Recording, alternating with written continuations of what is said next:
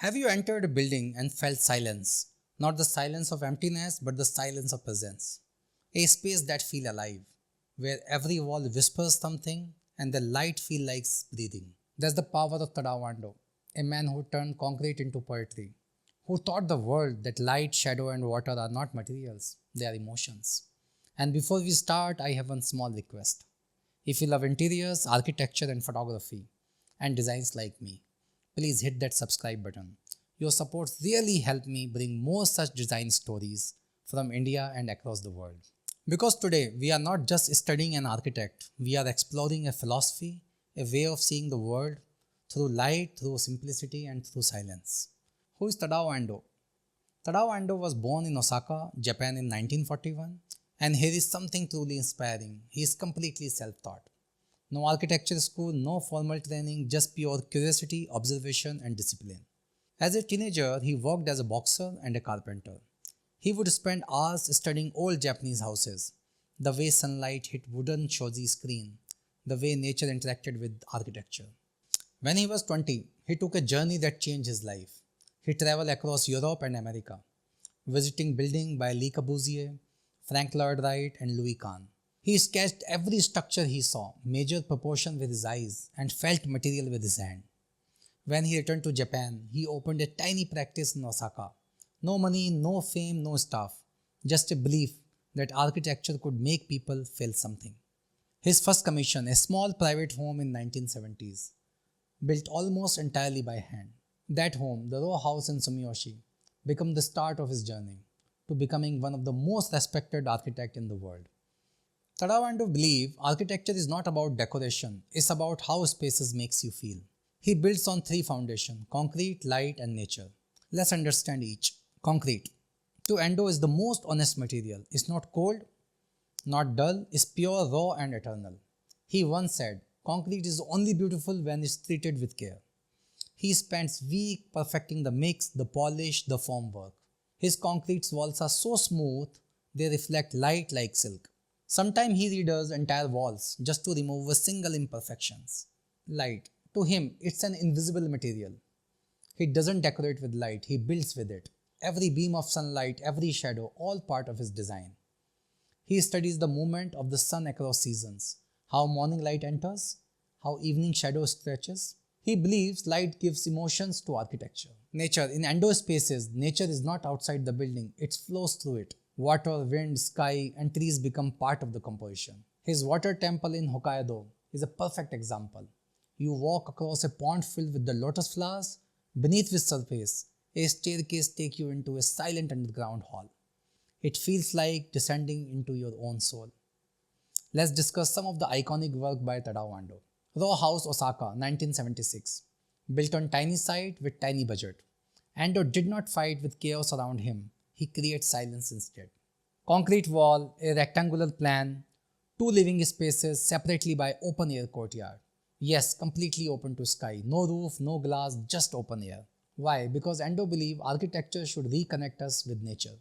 He said, if you give people nothingness, they can ponder what can be achieved from that nothingness. That courtyard, that word, is the heart of the home.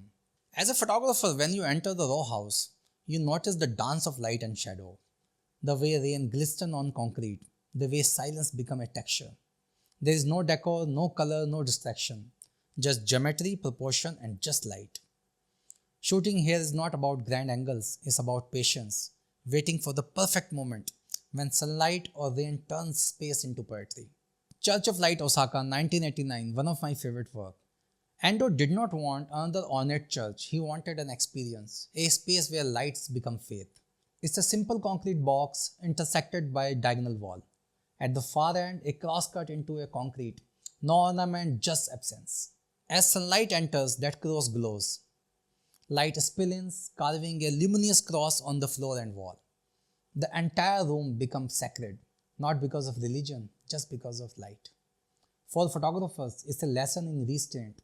You can't capture it, you have to wait for it. Every minute, the light changes, the space transforms. Church on the Water, Hokkaido, 1988.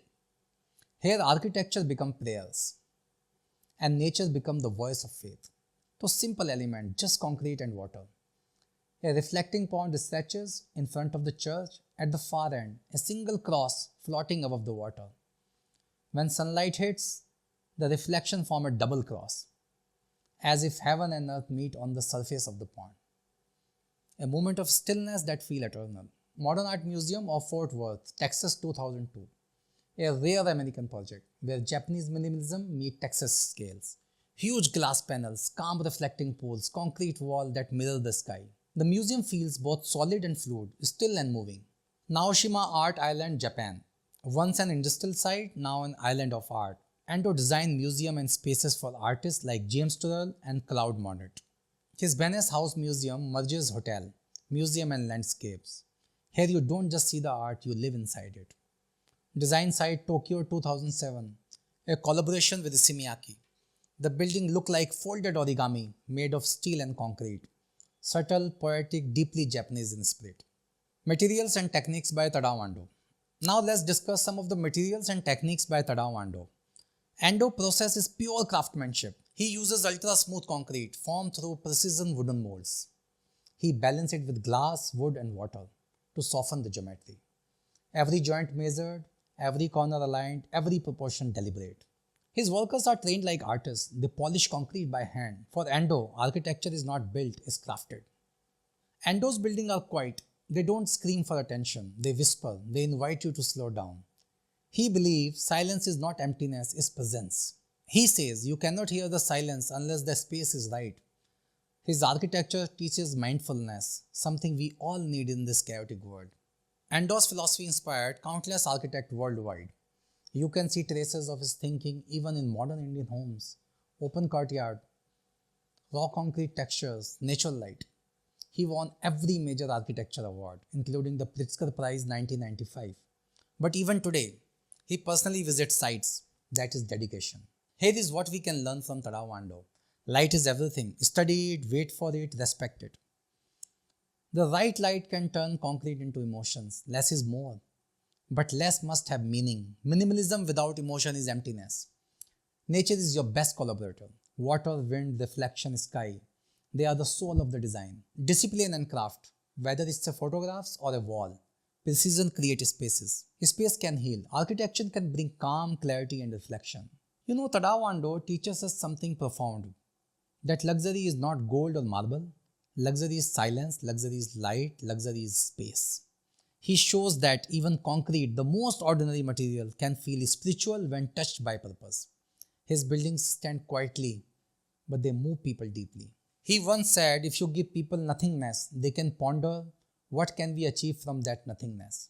From Japan to Texas, from temples to museum, Tadao Ando reminds us, architecture is not just about what we see, it's about what we feel. If you enjoy this story, please subscribe for more deep dive into architecture, interior and design philosophy. I'm Atul Pratap Chauhan, and remember, great design does not shout, it whispers. I'll see you in the next video. Thank you.